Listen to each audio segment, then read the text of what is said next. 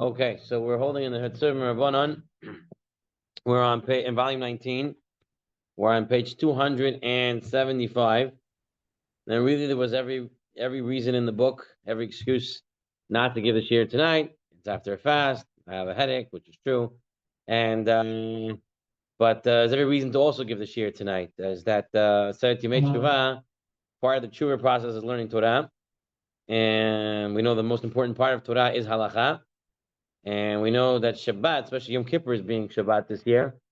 And learning Hilchot Shabbat, because that's always something that's every single week, and also has many, many laws. That's a great way of doing tshuva. So let us get into page 275 on the Tzurba Rabbanan, volume 19, as we continue about home maintenance, stuff that we do at home on Shabbat. What we're really going to be dealing with today is what's known in halacha as hachana,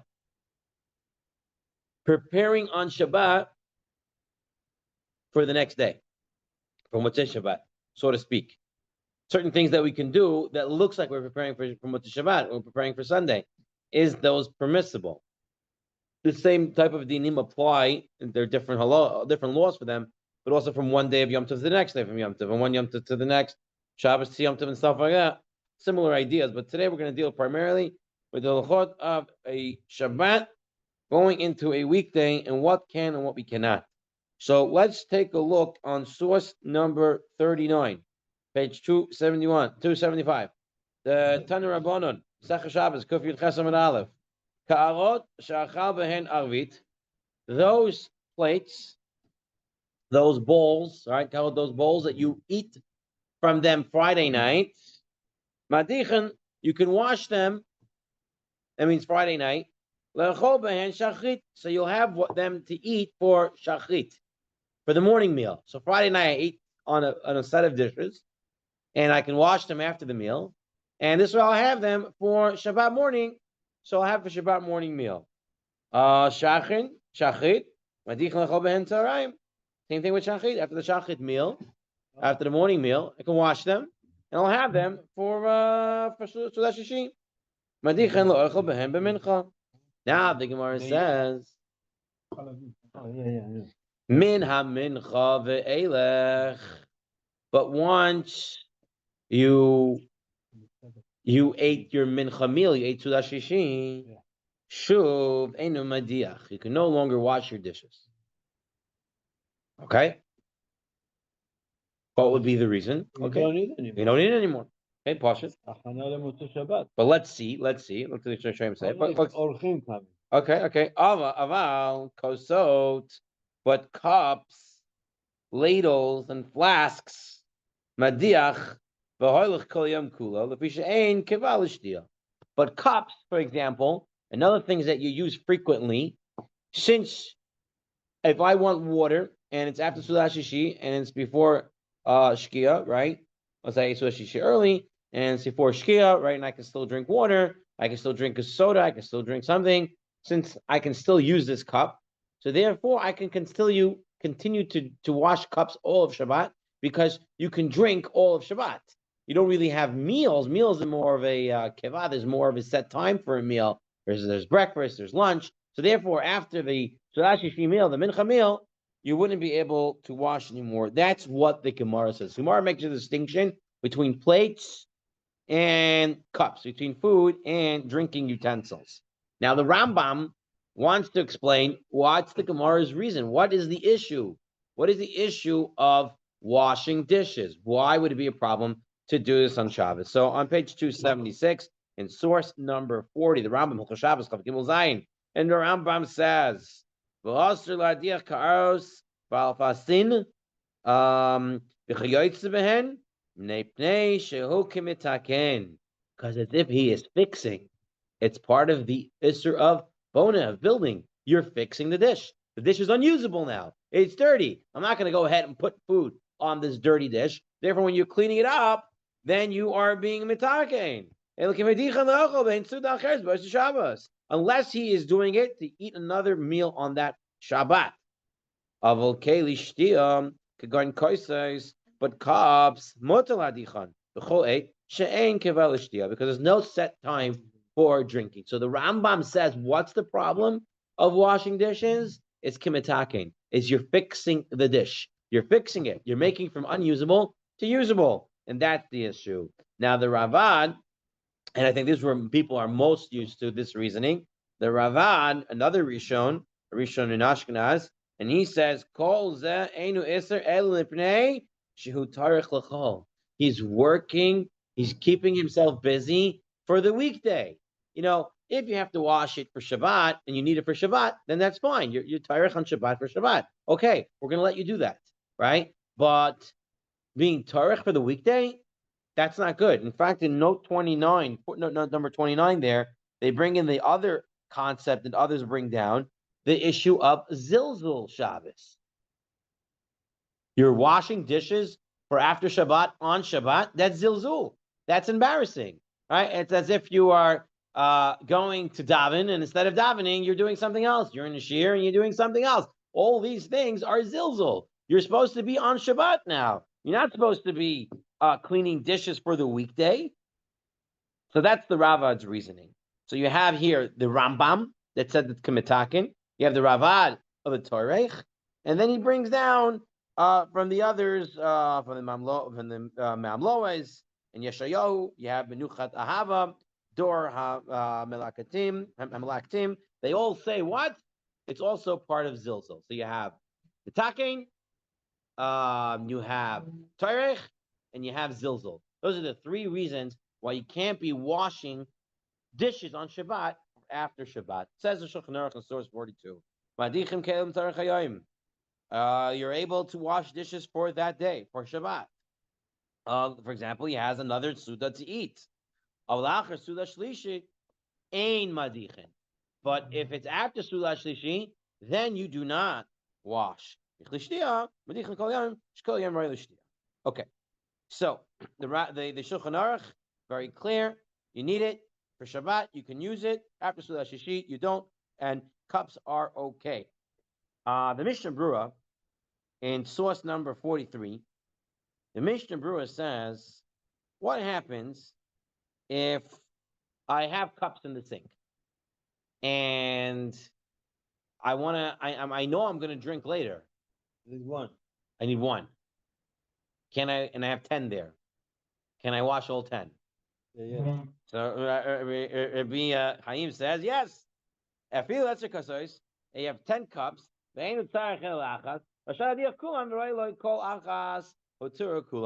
Since each one could be used, meaning I'm washing 10 and I'll choose one. They're all possible to use. Maybe someone else will come, whatever it is. They're all possible to be used. Therefore, you can wash all. So if you have one cup that you know you're going to end up using, and you have 10 cups there, you would be allowed to wash all 10 cups. I did put a note over here. Look in here, the Sefer, Rabbi Nachshon Sefer. So Rabbi Nachshon takes us a step further. What He page? says, this is not necessarily page 201, halacha 84, in the Chai Olamim. And in there he writes, in the halacha, if one has no other dishes available, right, and he needs it for Shabbat right now, it's permitted to wash all of the plates in the sink, even if one will use some of the plates that he washed on Shabbat.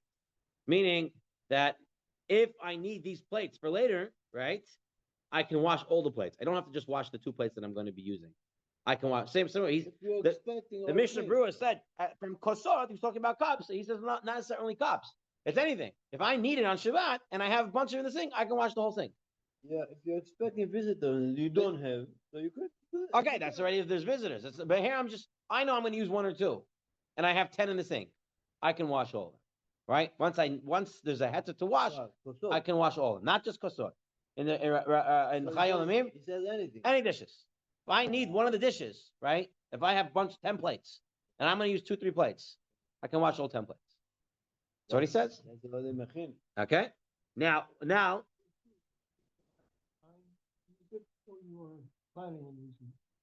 The way Mishnah Berurah says it, since Roy Lakol Achat says each one could have been used, therefore it's mutter. No, not because. I think because of we say already about That's drinking. About drinking. You drink all the time. So you finish with one, you maybe need more drinking, or maybe somebody else needs drinking. But What happens if what happens if I know that I'm not going to drink anymore? Huh? I know I'm not going to drink anymore. We don't know. Maybe you're gonna drink. Because Allah has said there's no kiva for drinking, so therefore I can wash cups any day. But let's say I'm not drinking anymore, and it's 15 minutes left to Shabbos, and I already drank. I can't drink anymore. Don't wash. So let's see the next part of the Mishnah Berurah. Mishnah Berurah says, "V'hem yodeh shelo yitzarch oid leilu hakelim aser la'adichem mishun toirach." If I know I'm not going to need them, then I can't wash it. Right. Technically, even speaking about cups, Right. I know I'm not going to need it at all. I have no permission to wash them. V'lehevach, imidei sheyitzarch lehen k'goyin shiroi to the ochel oid pam. Afil achar suda shlishit. Let's say I ate suda shlishit a little bit earlier in the day, not late, right? I ate earlier, and now I want to need something more. Yeah. All right. And you want to do Rabbi Chitzka's shita, which is to have 4 seudot on Shabbat, right? We write to that through the Kiddush on Shabbat day. Once someone came over to me and said to me, about a year ago, someone said, "Why do we have the Kiddush in the shul? It's not necessary. People that. So I'm like, Rabbi Chitzka, you have to have 4 seudot on Shabbat. Here's the 4th suda. Okay, so maybe the guy has to have 4 suda after suda shishi. So whatever he needs the plate. So the mezainis would have to work for that. So he says if you want to eat one more time, even if it's suda shishi, right? Then you're allowed to wash it. When the halacha brought down mina mincha, you don't wash. Talking about a default case. Usually you don't eat after suda shishi, and shishi is usually late. But if you're actually going to have a tzarech for it, then you can wash it. The issue is not after suda shishi. The issue is, do you need it or not, right, on Shabbat? That is the issue. Let's take a moment outside. I have the Yalkut Yosef part 3 in the English on page 17, page 23, halacha 17. We'll get into that overall about washing stuff. Give me a minute. We're gonna get there. Okay, so he brings it down exactly like we learned. If one knows another meal will be eaten after the 3rd meal, one may wash the dishes that will be needed for the 4th meal on Shabbat. Okay, so that we've seen. Now, Rav Wozner was asked a question. Rav Wozner was asked the question as follows. This guy has, Baruch Hashem, he has 30 sets of dishes. Right? Just giving a large number. The guy has a lot of dishes. Okay? And he doesn't need to wash his dishes to have them for the next meal. He has another 10 sets he can take out. So does he still have permission to wash those dishes? And his idea is, why don't I want to take out 30 dishes and then after Shabbos wash 30 dishes? Let me use 10 at night, wash them, use a 10 in the morning, and then wash it again, and 10 in the afternoon. And this way I only have 10 to wash after Shabbat. I don't want to take out all my dishes. I don't want to chop. I don't want to break. We don't wash Shabbat because we have. So can you wash them if you have more dishes? That is the question that was Rav Wozner was asked. Right. And so let's take a look. Being in a shalik sheish l'adam harba kalim. I feel like the kalim b'leil Shabbos you loy kalim penuyim tzarich shtei sudas acheres. Imuter chozas like the kalim the suda suda. So can you? So what does he say? And where can you derive that it would be usher for use on Shabbat if you have more? Well, the direct benefit will be derived during the week. His intention is only for the needs of Shabbat, meaning even though he's not going to have to wash more dishes later, still he's using those dishes on Shabbat that he washed, right? Although he's not having to wash more dishes later, he's using those dishes currently. So he says, Mikol Malkam Tats Tam Lahachmer. He says there is reason to be machmer. If you have more dishes, you shouldn't wash them. If you have more dishes, you shouldn't wash them. But he says it's not based on the decree of Chazal. This is not what Chazal said. Because you have more, you're not allowed to wash it. Chazal said, if you're going to use it, you're allowed to wash it. But he says there is reason to be machmer. And that's Rav Wozner's psak, that you should be machmer. Interestingly enough, the Yalkut Yosef writes as follows. This is on page 23 in the Yalkut Yosef English edition, halacha 18. If one has another set of dishes to use for the next Shabbat meal, it is best to refrain from washing the set that was used for the first meal. So looks like Chamitzak Yosef is going with this Shevet Levi, this Rav Wozner, that if you have an extra set of dishes, you should refrain from washing those dishes. Not also to wash dishes. You have permission to wash those dishes, but it's better not to wash those dishes and use more different dishes. Okay, that's what we're saying on this point. In the Rabbi in the Chai Olamim on page 201, Halacha 83. One may wash 30 dishes if one has already other clean dishes available. However, it's preferable to be strict, not to wash dishes if one has other dishes available. So that is the halacha. If someone asks you, you say you have more dishes, can you just go with those? And it's better to be strict and not wash if you have other dishes. Now, Sometimes the sink piles up. There's no space to wash the hands. Okay, we're getting there. Obviously, whatever we're talking about. Amen. Obviously, no hot water. Right, no, And no squeegee sponges. Yeah. Good point. I should have said that in the beginning. Yeah. So we're not talking about hot water. We're not talking about doing tzchita with sponges. Right. So we're using one of those Shabbos sponges or whatever. They're not sponges, like the bristles or something, right? Or using a nylon or something like that to wash, and using liquid soap. That would be okay.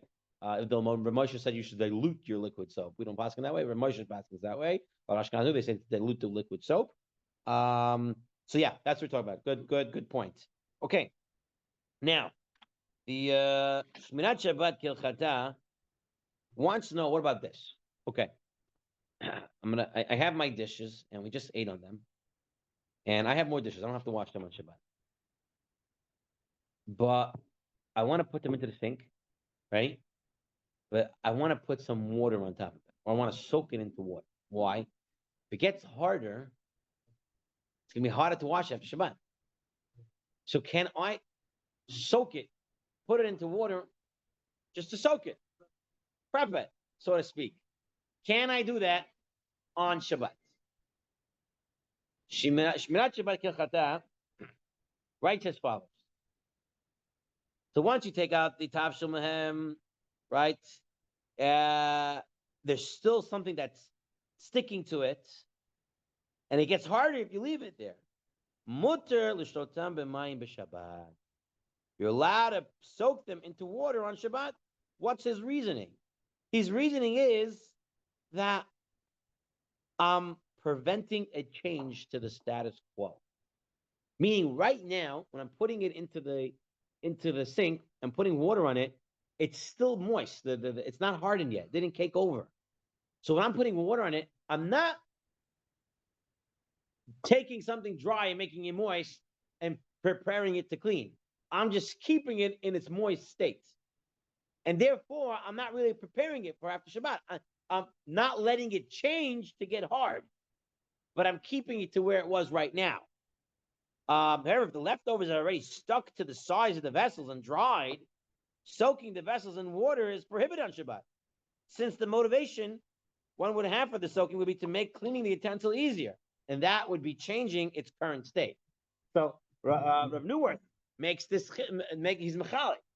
If the plate is still wet, still moist, it didn't get hard yet, then you can go ahead and put it into water. You can soak it into water. You can put water on it because you're keeping it in that state. But if it already caked over, meaning your Suda finished, you were too tired to clear the table, you went to the couch, you woke up 2 hours later, right? I got to clear the table. Now you pick up the plates, right? And the Rosh Hashanah already, everything became hard now. And you, according to Shmirat Shabbat, I cannot put water on it now to moisten it, so it'll be easier to wash after Shabbat, because then you're changing the status quo. That would not be allowed. That's Shmirat Shabbat Kilchata. Now the Or L'Tzion, at least what we have in front of us, he's even more machmer. He says, safe. Why are you soaking into water right now, even if it's in a moist state? Why are you soaking it into water right now? You're still doing a hachana. You're still preparing after Motzei Shabbat, even though it's in its current state. I hear it's in its current state, but you are, in the end of the day, you are doing it to help you after Motzei Shabbat, right? So here, look in this. He writes over here. However, it's not appear correct. on source 46. As even when one soaks before the dirt sticks, he's nevertheless preparing for the week on Shabbat. And one may not do this. And then he writes in V'chein yesh lazer, av shalito yadav agav kelim elu. Imhum iskaven l'shotifam or l'shrotam. If you're planning, you're washing your hands over it, ke'ilu, I'm just washing my hands, but I really wanted to go on it and moisten it up. According to Or L'Tzion, you wouldn't be able to do that either. So Or L'Tzion is very machmer. Chacham ben Tzion Abba Shaul is very machmer. He says you got to be very careful. You can't do it. You can't do it if your kavana is to make it moist, to make it easier to wash after Shabbat. You cannot put it into the sink or wash your hands over it. Well, the Yalkut Yosef outside of the Tzurba for a moment, in the in Yalkut Yosef volume 3 in Shabbat, on page 30, halacha 47. Let's read this halacha. In the cases where it is permitted to clear the dishes from the table after eating the third Shabbat meal, all right, one may stick the dirty dishes in the sink, even though people are going to use the sink to rinse fruits or wash their hands. Even this activity might fill the sink with water, but this facilitates the dishing washing later. One is permitted and is not considered an act of preparing on Shabbat for the weekday. So Yalkut Yosef allows you to put it into sink, wash your hands over it, rinse, sprint over it, it's okay. If the dirt on the dishes is likely to dry and be doubly difficult to wash after Shabbat, it is permissible to stack the dishes in the sink and turn on the faucet so the sink will fill up, so long as he does not say he is doing it to facilitate washing the dishes after Shabbat. As long as he doesn't say, I'm doing it to wash after Shabbat, the Yalkut Yosef allows you to put it in on Shabbat and fill it up with water. Okay? It seems to be saying only if it's still moist. It doesn't say if it's already dry. It's likely to dry. That's what he says. So it's still in its moist state. Seems like that if it's already dried, then you would not be allowed to do that. That's what it seems to come out from over here. Okay, so what do we come out in this place? One, that for washing dishes, that if the dishes is moist, you can put it into the sink, wash your hands over, do whatever you want with it. It stays moist. It's okay. You can even fill it up with water to keep it in its moist state. But if it's already dried over, then you cannot do that. Like the Shmirat Shabbat Kilchata. According to both opinions, I have no room for this sullen pot, right? You just ate our meal, you have room on the table, I'm going to throw it into the sink. If the family, the guests, the kids go wash their hands, is that okay according to both of them? Yes. I'm not doing it. I just finished eating. Right. So Chacham ben Tzion Abba Shaul seemed to say that if it's kavana, No. he said if it's kavana,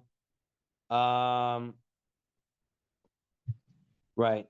Imhum iskaven, right? Look at that last line in source 46. Right? Imhum iskaven. If he's doing it, intends to wash them or soak them. Right? If he's washing his hands over it, but he's really thinking I'm doing it to make it wet, that's the problem, says Chacham ben Tzion Abba Shaul. Stam, if I need a place to put it, whatever, I'm using it, and it's not my kavana, seems to be that it would be okay. Okay. Fine. Now we come to the question, and this really changes the whole field over here. And I want you to think about this as follows. A lot of time we say hachana is preparing for after Shabbat. Right? We're doing Shabbat, this hachana. What about if we say, and we look at it in a different way, and we say that what you think is hachana is actually the gemar, the end process of the previous thing. For example, with dishes. You're telling me up in this point that washing dishes is preparing them for the next meal. But what if I tell you that washing dishes is the end of my current meal? Well, you eat dishes? Well, I eat food, and the next thing I do, I right away wash them. I never leave them. But just saying, just think about it for a second. Yeah. Perhaps the washing of the dishes is not the preparation for the next meal, but it's the way I am ending my meal. We're going to see this actually plays out. But let's see the Tzitz Eliezer first. His question was as follows. Tzitz Eliezer was a poisek for the Shari Tzedek hospital in Eretz Yisrael. This is Rabbi Waldenberg, right? After him, I believe Rav Shlomo Zalman was the Paisik there. Currently, Rav Asher Weiss is the Paisik in this hospital. So the question was as follows. The Ministry of Health, he writes, requires that hospital kitchen dishes, right, the dishes that they serve the patients, have to be washed immediately. And also for hygienic reasons, to go into a patient's room, the patient has COVID, right? And you're giving him a real dish, not one of these disposable. Now you bring it back to the kitchen, right, to get clean. So you're going to leave it there for hours until after Shabbat's over and then wash it? It's hygienic issues, right? So you have hygienic issues. You have here ministry requiring it. So his question was, can we wash these dishes on Shabbat knowing that we're not going to need them again on Shabbat? But it's required and it's hygienic reasons. Can I do that? So listen to this answer. It just shows you how you have to look at halacha. Look what he says. According to the Ravad, we're on source 47, second paragraph. According to the Ravad, that the reason is because this exertion is for the weekday purposes, right? The reason you're not allowed to wash on Shabbat, because you're washing for the weekday, you're doing tarikh for the chol. One could say that as long as one is not exerting oneself for weekday purposes, even when it's not actively needed for other use of that day, nevertheless, washing is permitted in a situation like the question we are discussing. He's saying that there's still a need to wash the dishes. We were thinking up until now, the need is to be able to use the dish again. He's saying, no, that's not the need. The need is to follow the ministry's of health recommendations to wash it immediately, and that germs shouldn't spread. So there is still a need. I don't need to use that afterwards. My need is not using the plate. My need is to wash it on Shabbat, to follow these regulations and to prevent the spread of germs. Even according to the Rambam, which he said is because of mitaking, right, of fixing. It is not prohibited if it's not for the weekday purpose, even though it's also for an active need that day. Therefore, any action which is not a preparation or exertion for a weekday need is permitted, even if it's not for an active need. Since one is nevertheless performing this action for some immediate need, as in our case, and one is doing this for hygienic reasons, and because of these reasons, one wants the dishes to be washed and clean also on this day, the rule is that whenever the motivation is for an inherent immediate purpose and not for weekday needs, this is permitted. Okay, so he's saying very good. Very good. Very good. This is how all this comes out, is that you have to view the need. We were thinking the need is the need of using the plate. He's now telling, Oldenburg's telling you the need is not using the plate necessarily. The need is that it has to happen now. For whatever reason, it needs to happen now. You can say it's the end of the meal. That's the need. Because at the end of the meal, I wash my dishes. That's the need of that. I need it for the appearances. I cannot have all these dishes there. I'm going to go crazy, right? Or I have someone, Reb Chaim was talking about guests are coming and stuff like that, right? That's a need. I can't have a guest come into my house and there's dishes galore in the sink. Yeah, no. I can't do that. It seems to be that there's a need. So let's take a look. If you're going to tolerate, I have a lot of notes over here with different halachot that are related to this. So we're going to start one by one. Outside of the Tzurba for a moment. In the Alka Yosef on page 22 and halacha 14 and 15, he writes, if there's a large number of dirty dishes and likely they will cast an odor in one's house, it's going to smell.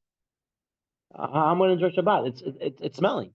Or if they fill up the kitchen and make it difficult to function there. You have to wash my hands until the name. I have plates stacked up. I can't wash.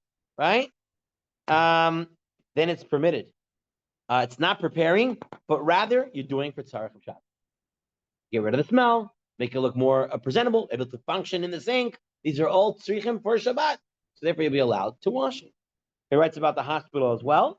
And he says that would also be permissible.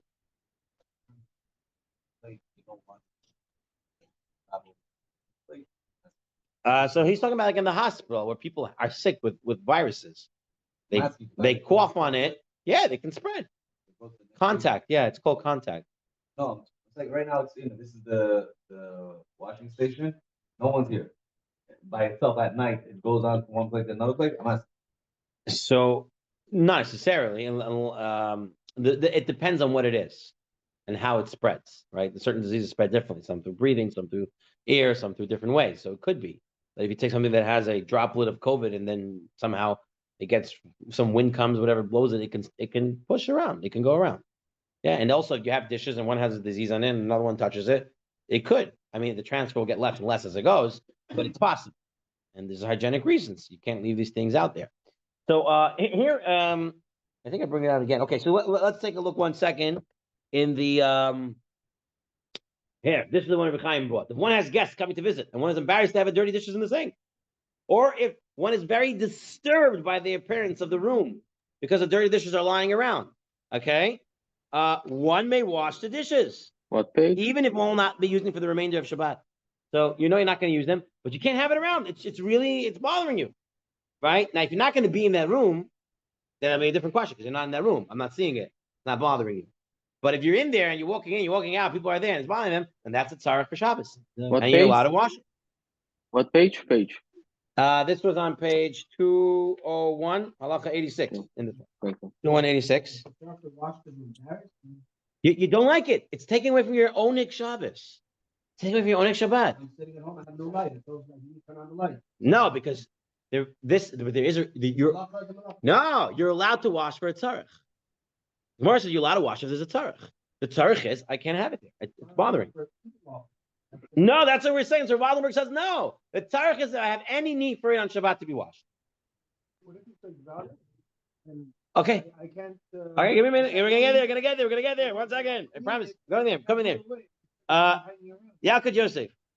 He writes in halacha 22 over here. It's permissible to hide the dirty dishes by inserting them in an electric dishwasher that is not running.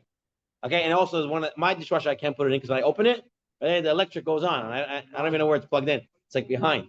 I can't find the plug. It's behind the thing. I can't pull it out. I don't know. That's what I don't know. So, but I'm saying those who have the old molder ones or whatever it is, or don't have electric running on it, I can open it up, and I can put my dishes in there. Right. As long as you have this practice on the weekdays as well. You're right. Because why? It's the end of your Suda. What do you do at the end of the Suda on a weekday? If this is your practice, you take the dishes, put them in the dishwasher. So then you can do that on Shabbat too, because it's the end of your meal. Not hachana. I'm putting away my dishes like I do all the time. Okay? If you never do it and now you're doing it on Shabbat, then it looks like hachana. Okay? But it has to be your end of your meal. Now, even when it's permitted, he said you should put them in a haphazard fashion. Shouldn't put them in neatly and stacked and ready to go.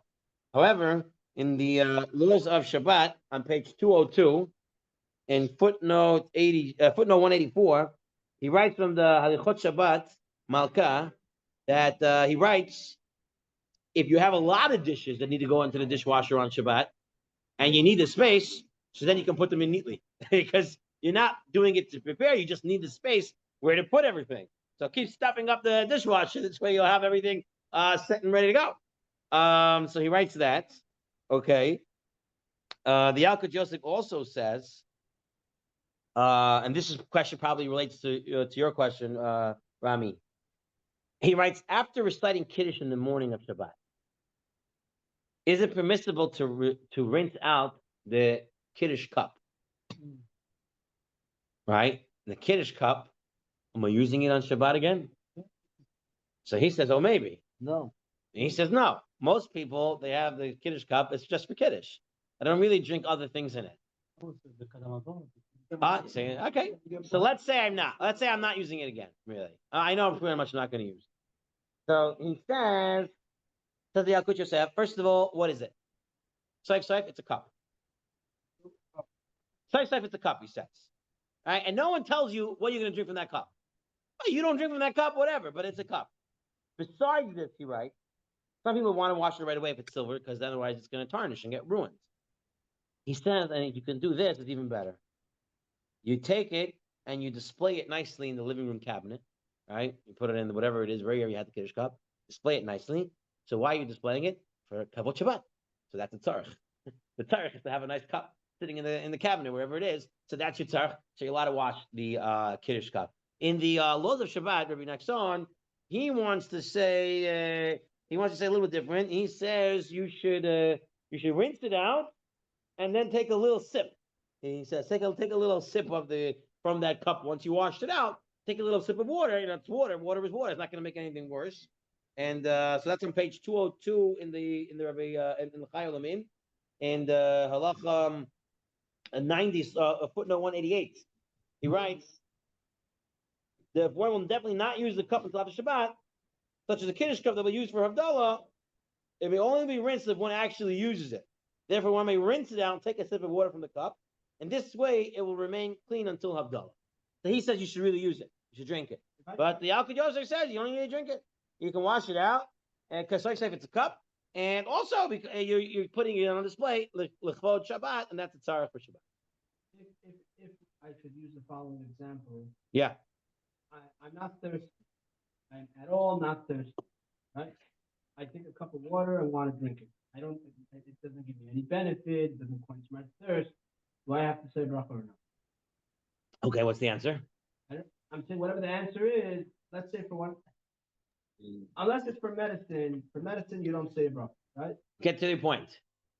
What's the comparison to Shabbat? You're playing shtick, basically. The example you gave, you're playing shtick. Okay, you know what? I'm gonna wash, right?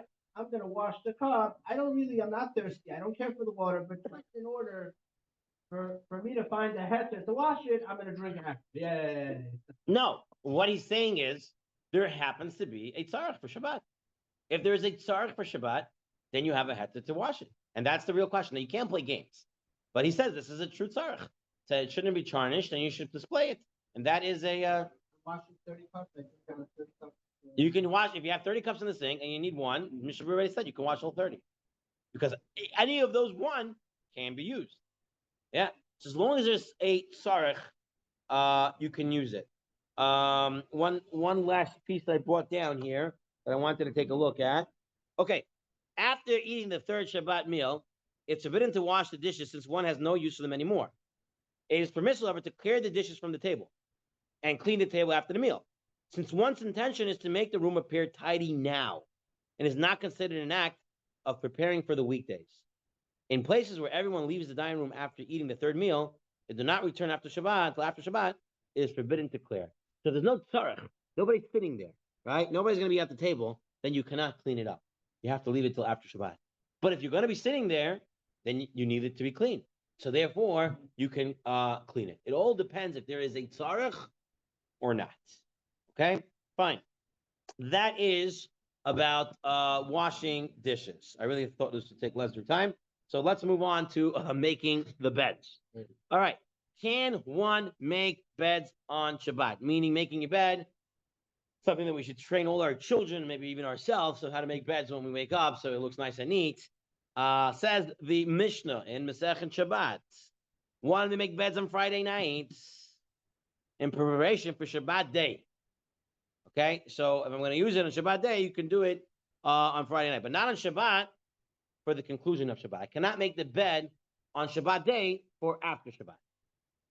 Okay, so if it's Shabbat night and I'm going to go sleep again in the daytime, I can prepare it after whatever, and I can use it in the daytime. But if in the daytime to prepare it for Motzei Shabbat, that I cannot do. Says the Magen Avraham. He says, what happens if the bed is in a room where I walk by on Shabbat? And seeing an unmade bed is very unpleasant on Shabbat, right? Part of Shabbat, like the Ramban in Emor, Perek Gimel, he tells us that Shabbat is a day of menucha, it's a day of resting, it's a day of enjoying, it's a day of not being bothered by other things, like walking around and seeing an unmade bed. It could be unpleasant. So says the Magen Avraham, therefore you will be allowed to make a bed on Shabbat if it is unpleasant to the sight. It's because of the tzarech, right? It's not hachon. The whole issue here is preparing the bed for Motzei Shabbat, but it's not preparing for Motzei Shabbat. I'm preparing it for now. I'm doing it for now so I can walk around pleasantly in my house and see a nice made bed. That's what the Magen Avraham wants to say. All my babies on the Friday night, people on Shabbat, but never is rare to make the bed before Shabbat. Okay, always make a bed before, but if you want it to look nice now, you will be allowed to do that. Mishnah Berurah agrees with this. The Ketzot HaShulchan wants to take this one step further. Ketzot HaShulchan says, first of all, making the beds today and making the beds in the times of the Talmud are two different types of making the beds. In the times of the Talmud, apparently, they would keep the pillows and the sheets separate from the bed. And when they would get to sleeping time, they would take it out, and that was called making the bed. They would put the sheets and pillows when they were ready to sleep, for sleeping. Not like us, we leave the sheets on the bed and the pillows all the time on the bed. They would have a closet, finish sleeping, pillows go in there, sheets go in there, nothing on the bed. No, because the house, they were very small, very, very small. Okay? Do they have straw beds? Well, who cares? No one cares about Who cares about bed? They had a bed, and they didn't leave the sheets or the pillows on the bed. They kept it in the closet. So now, if you're taking it out and putting it on the bed, then guess what? You're doing a chana for Shabbat. You're doing it on Shabbat. But he says, says the Ketuvah Shulchan, our beds are always pillows and sheets. People even have more pillows on their bed when they're not sleeping. They have the decorated pillows that go on the top over there. I never can understand them. They're really annoying to me. They say, I want to go to sleep. I have to throw out half the pillows now. Who's coming into my bedroom? I have all these decorative pillows there. But whatever, they're there. So what do we say? We say our pillows and sheets, they're not the same making the bed. It's not a hachana for the next sleeping time. It's how I end my sleep. How do I end my sleep? You always think about making the bed as the next time for sleeping. Again, no. Making the bed is how I end the sleeping. I end my sleeping by making the bed. That's what we do. We make it decorative. We put these throws. We put these extra pillows on it. So it's the end. So says the Ketuvah Shulchan, where the pillows and blankets, the Magen Avraham said that, you're allowed to do it, are always placed in the bed. After sleeping, one arranges them nicely and places a sheet on top of them. It's certainly permitted to do so on Shabbat. It's the end of the sleeping process. Okay. The laws of Shabbat, Rabbi Nachshon writes on page 204, halacha 100, after one has slept, he writes he's not allowed to make his bed unless his intention is to use it again on Shabbat. However, if one is disturbed by the appearance of the room, then he may organize and set the bed. In fact, he brings down to Mishnah Berurah, let's say a guy has multiple beds and he can sleep anywhere, in this bed, that bed, that bed, and he can make all his beds because he can use any of them for Shabbat. Okay, so the next one says you have to be able to actually, it should be done for a usage, which would also be if you want it to look nice, like the Magen Avraham said. In the Yalkut Yosef, on page 32 over here, to make the bed on Shabbat morning so the house will not appear messy. If it's already late in the afternoon and it's unlikely that anyone will enter the bedroom, again, if it's no one's going in there, you have the bedroom in the attic, no one's going up there, no one's coming in there, so then there is no tzarech to prepare it on Shabbat. It's not making it nice for Shabbat. Okay. Now the Rebelsky, the Tzaddik Bracha, when he was teaching the Halakhos on Hachana, on making the bed, he brought down this kitzot, but then he said that this opinion has not been relied upon. That's what he said. He allows everyone to make any bed today because he says it's the end of the sleeping process. That's what we do at the end, and therefore it's not a hachana. But it's not relied upon. People don't use that kula. So what we do is, as for oneg, if I needed to have a tzarech that it should look nice, I don't want it to be not pleasant, then you'll be allowed to make your bed. Okay, moving on to the next section. What about folding clothes on Shabbat? Okay, so you really this again is the difference between Talmudical times and our times today. Okay, folding. Why do we fold clothing? Let's just start with that. Why do we fold clothing? Space. They conserve space, right? Why do they fold clothing in the Talmudical time? Exactly, to keep it in shape. If you didn't fold the clothing, your clothing would become unusable. Yeah, you couldn't wear them. They're so wrinkled and they would get out of shape. They wouldn't be able to be used. And it would definitely not have a nice appearance. Not necessarily. A lot of clothes today, you don't need to really fold them so well. You're not using your They would, right? Use it so often. But their thing is as follows: you didn't fold, your clothing got ruined. It wasn't usable. If I have my suit pants, right? I take it off on Friday night. If I don't fold it on the crease, so what? I hang it up on a hook. So what? I put it on in the morning, it looks just the same as it did yesterday. I don't know which hook you're using. If you just hang it on a hook for overnight, nothing happens to it. If you put The clip. hold it up by the clip, it doesn't get better, but it doesn't get worse. Rami had it. Putting on a hook doesn't ruin the pants, but in their days, if you wouldn't fold it on the crease that it was folded, the next morning already, the pants didn't look like pants anymore. They got all messed up. So the Mishnah tells us in source 51, you can fold the garment even 4 or 5 times on Shabbat. You can fold and fold and fold. Doesn't mean just fold. It means every time I take it off and I'm planning on wearing it on Shabbat later, I can fold it. Every time if I'm taking it off and I plan on wearing it again on Shabbat, I can fold. And the Gemara comes and the Gemara gives a couple of conditions. Gemara says, first of all, we can't fold old clothing. We're talking about the talit in a moment. That's the major hak about the folding. So he says, so what does Rav Yanai say? Rav Yanai teaches it is only allowed folding if it's ba'adam echad, if it's with one person folding it. If 2 people are folding it, then you can't fold it on Shabbat. What would be the reasoning? Rashi says, because if 2 people are folding it, they're folding it so good and so nicely to be entirely on the creases. It's mitaking. You're fixing. You're making it better. So you can't use 2 people. Then he says, even if it's one person, only b'chadoshim, only with new clothing. In new clothing, the creases are better. They last better. But if it's an old clothing where the creases are not there anymore, you really need to fold it to keep the crease. So therefore, your folding, again, is being mitaking it. You're fixing it. So therefore, it can't be old clothing. Only if it's white. But if it's colored, no, because colored one, apparently, it needs more folding. White doesn't need as much folding as color does. But that's the way. Again, you have to really go back into Middle Times where their clothing worked, unlike ours. Now the fourth thing, if he doesn't have what else to change into, but if he has other clothing to change into, then he's not allowed to fold it. Okay, so our Gemara, Rashi explained the first limitation is designed to prevent the appearance of fixing. If 2 people fold clothing together, if the clothes are old or colored, this helps stretch out the creases, which is similar to fixing the clothing. The fourth limitation is clearly similar to the limitation of making beds on Shabbat. What it is, it's hachana. If I don't need it, then why are you folding it on Shabbat? The only time you're allowed to fold it with these criteria is if you need it on Shabbat. If you're folding it and you don't need it on Shabbat, you have another suit, you have something else that you're going to wear, then you're not allowed to fold it.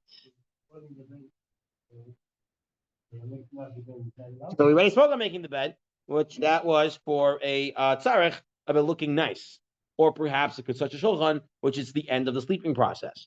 But let's take a look now at the Rabbayah. The Rabbayah, he wants to write as follows. This restrictions only applies when folding in the original order.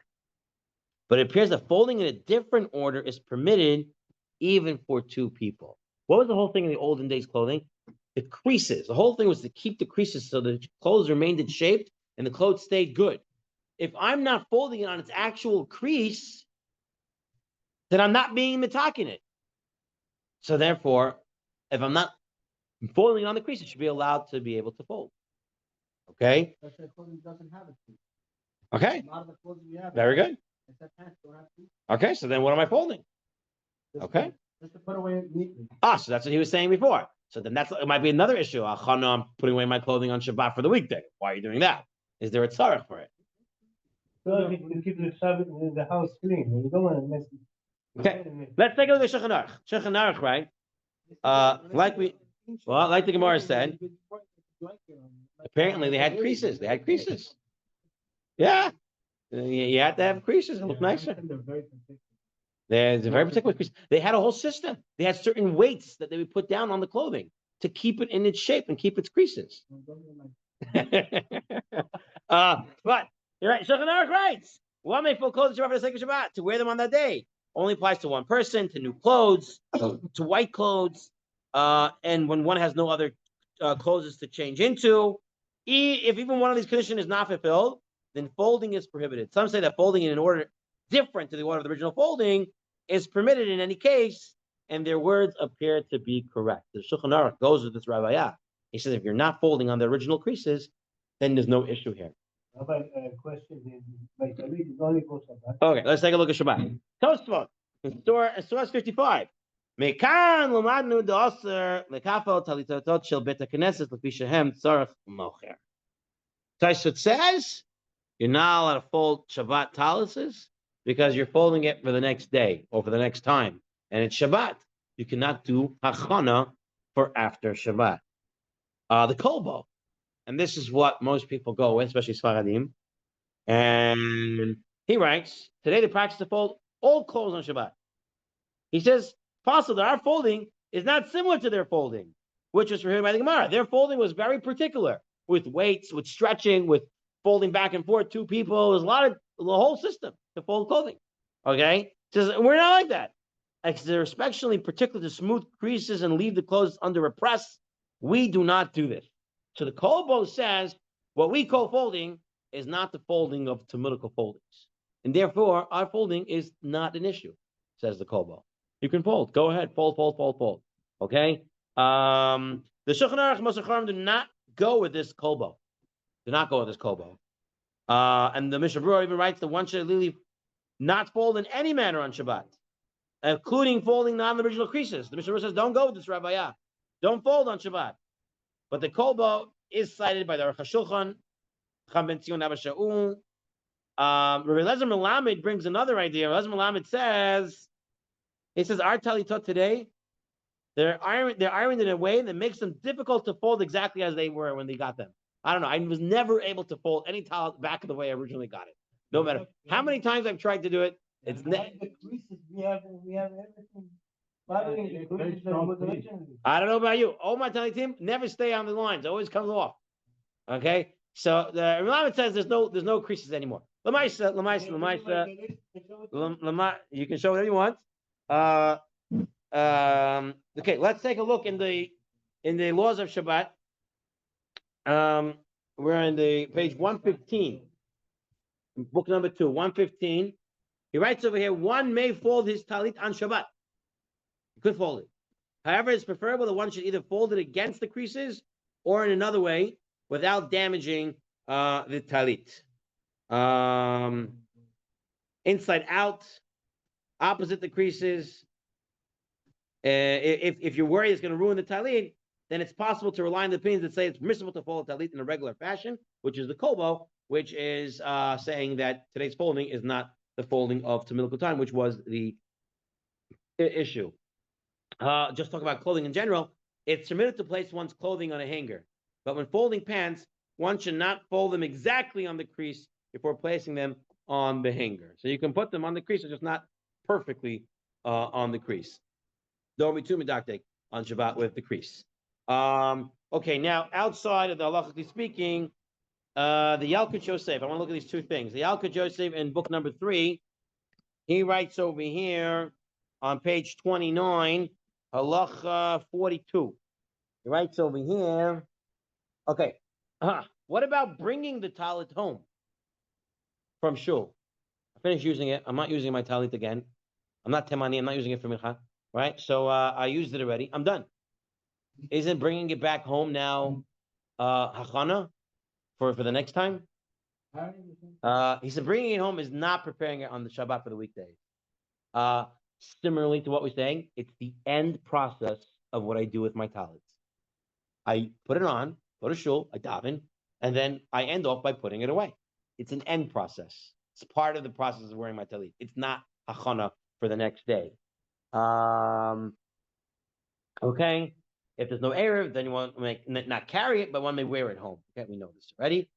Now, 1 second. In Yalkut Yosef, volume 2 in the English edition, on page 52 here, in a folding. He writes over here, it's permitted to fold a talit on Shabbat, even if one does not intend to use it again during Shabbat. But it should not be folded along the original creases. Nevertheless, it's not necessary to protest. Those are the practice of folding the talit along its original creases, since they have a halachic basis to rely upon. Okay, so there is a halachic basis to folded even on its creases, which is the kobo. Our folding is not their folding, but it's better to go with this Rabaya, which is not to fold it on the exact crease. Now I'll just bring that there is a Ashkenazic minhag from the Maharil who writes that the wife gives the unfolded talit to the husband on Motzei Shabbat, and then he should fold, and it's good for Shalom Bayit. And it's explained that the to make Shalom Bayit, the husband should fold over, Kalecham, keep falling, and this whatever she says, do, and therefore that's their minhag, and that's their school up or Shalom Bayit that they have. In the So they walk halachically home with it speaking- on Shabbat. They walk home Yeah, with yeah, it on walk- Shabbat. Welcome. What? I can't say. Can't. That's privilege, Rabbi, and student information. Logically speaking, Rabbi Belsky over here, what's bringing down from Rabbi Belsky that he was very against folding talitim on Shabbat. Ashkenazim. He was very against it. He said, first of all, you're folding on a crease, and second, you're doing a chana, preparing for the next time. Okay, folding. He says there's the kobo, fine. You're preparing for the next Shabbat. It cannot be prepared from now to from one Shabbat. It's still preparing. It's still preparing. It's another according to someone if one holds out of the crease, I mean I'll leave it. Right. Okay, so he writes the Bnei Yeshiva, the Ashkenaz Bnei Yeshiva, their custom is not to fold the talit. For a long time, that was my minhag. Also, I didn't fold talit. Well, I grew up Ashkenaz Yeshivot. For peace. I didn't fold talit. I didn't fold b'chal. Would come home and just put it on the couch or something like that and just hang it out like that.